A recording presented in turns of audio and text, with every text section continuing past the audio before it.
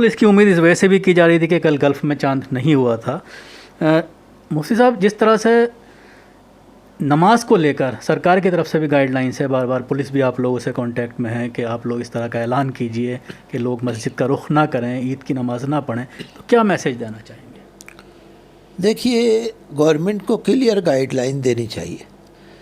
ہماری دلی سرکار کی کلیئر گائیڈ لائن نہیں ہے، اور ہر علاقے کا الگ قانون ہے۔ ایسا نہیں ہونا چاہیے۔ مسلمان بھی بیچارے پریشان ہیں، کیا کریں، کیا قانون اپنائیں۔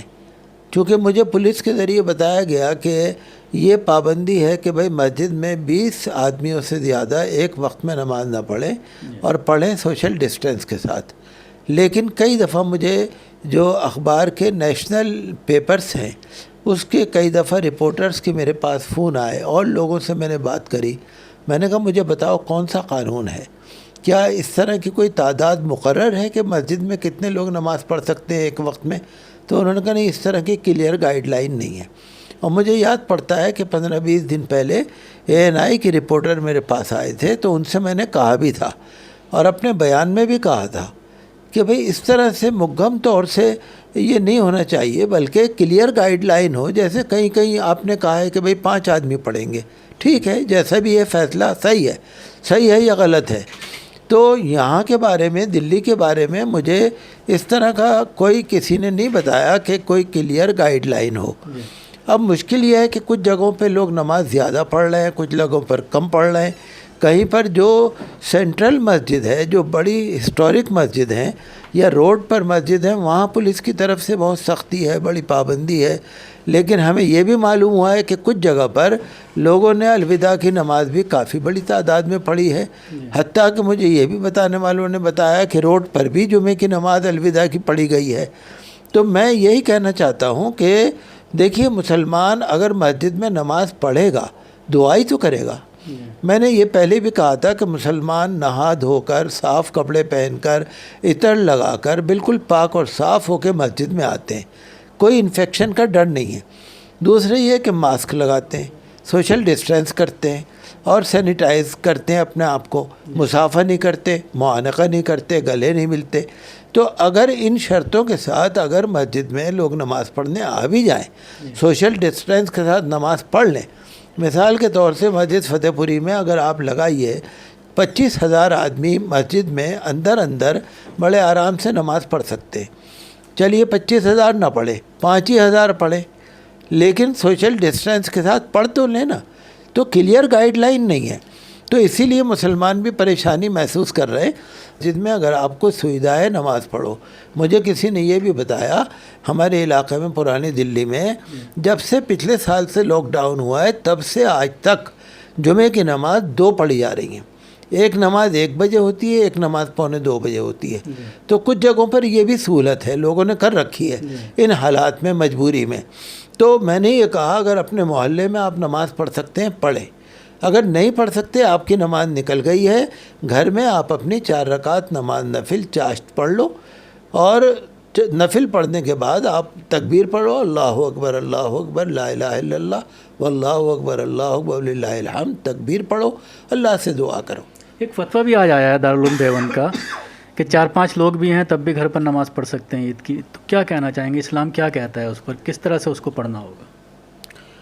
دیکھیے، اب اس کے بارے میں تو میں کچھ نہیں کر سکتا۔ فتوے تو آپ کو ہمیشہ ہی ایسے ملیں گے، کوئی کچھ کہہ رہا ہے، کوئی کچھ کہہ رہا ہے، کوئی کچھ کہہ رہا ہے، فتووں میں تو آپ کو یہی ملے گا۔ بہرحال میں تو نہیں کہہ سکتا، انہوں نے بھی کسی بنیاد پہ ہی کہا ہوگا۔ لیکن یہ ہے نا کہ کہیں پر اگر جمعے کی نماز پڑھی جائے یا عید کی نماز پڑھی جائے تو وہاں پر اذن عام ہونا چاہیے، عام لوگوں کی اجازت ہونی چاہیے آنے کے لیے۔ اب اگر گھر بند ہے اور گھر میں کوئی باہر کا آ نہیں سکتا، تو اس وجہ سے اس میں جمعے کی نماز یا عید کی نماز پڑھنا مناسب نہیں ہے۔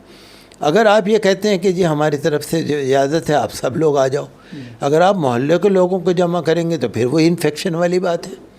اگر صرف گھر کے لوگ نماز پڑھیں گے، میں تو یہ سمجھتا ہوں کہ اس موقع پہ بہرحال دیکھیے جس کا جی چاہے جو فتویٰ مانے، میں اس میں کچھ نہیں کہوں گا، انہوں نے بھی کسی بنیاد پہ ہی لکھا ہوگا، لیکن کتابوں میں عام طور سے یہ لکھا ہوا ہے کہ جس کی عید کی نماز نکل جائے، کیونکہ عید کی نماز کا کوئی بدل نہیں ہے، عید کی نماز کی کوئی قضا نہیں ہے، جیسے آپ کی عصر کی نماز اگر چھوٹ گئی، آپ عصر کی نماز قضا کر لیجئے، لیکن عید کی نماز اگر چھوٹ گئی تو اس کی قضا نہیں ہے، اس کا بدل نہیں ہے. اس کی جگہ پر یہ ہے کہ آپ 4 رکعت نماز نفل چاشت پڑھ لو، اللہ سے دعا کر لو. تو میں سمجھتا ہوں یہ آسان طریقہ ہے، اور اس طرح سے لوگ کر لیں، گھر میں دعا کریں.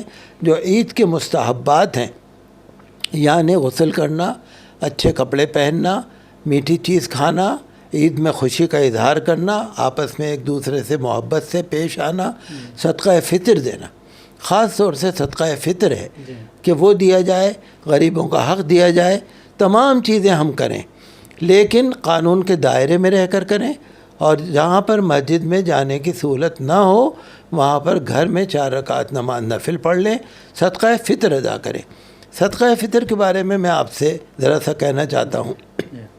آپ نے بھی سنا ہوگا کہ کوئی کہتا ہے 1.25 سیر گیہوں، کوئی کہتا ہے 2 سیر گیہوں، کوئی کہتا ہے 2.25 سیر. اچھا، زیادہ تر جو علماء کرام کہتے ہیں 2 کلو 45 گرام گیہوں. آپ نے گیہوں سنا ہے نا؟ اچھا، جو اگر دے گا تو ڈبل دے گا. اگر 2 کلو 45 گرام گیہوں ہے تو 4 کلو 90 گرام جو دینے ہوں گے. اچھا، میں آپ کو بتاؤں کہ کھجور اور منقع سے بھی آپ صدقہ فطر دے سکتے ہیں، اور لوگ اجوا کھجور سے صدقہ فطر دیتے ہیں، آن لائن منگاتے ہیں. مجھے لوگوں نے کہا آن لائن منگاتے ہیں. تو منقع ہو یا کشمش ہو یا کھجور ہو، اگر آپ اس سے صدقہ فطر دیں گے تو کتنا بیٹھے گا؟ اور دینا چاہیے. ہم تو خالی گیہوں پہ ہو کے رہ گئے، اور گیہوں بھی لوگ دیکھتے ہیں وہ جو راشن کا استطاعت ہے وہ دیں. جن کی استطاعت ہے، یہ تو دیکھیے نیک کام ہے. نیک کام میں آگے بڑھ کے کرنا چاہیے. آج کل جیسے کورونا بیماری ہے یا غریبی ہے یا لاک ڈاؤن ہے، لاک ڈاؤن میں اچھے آدمی غریب ہو گئے، بیچاروں کے پاس روزگار نہیں ہے، بیچاروں کے پاس کھانے کو نہیں ہے.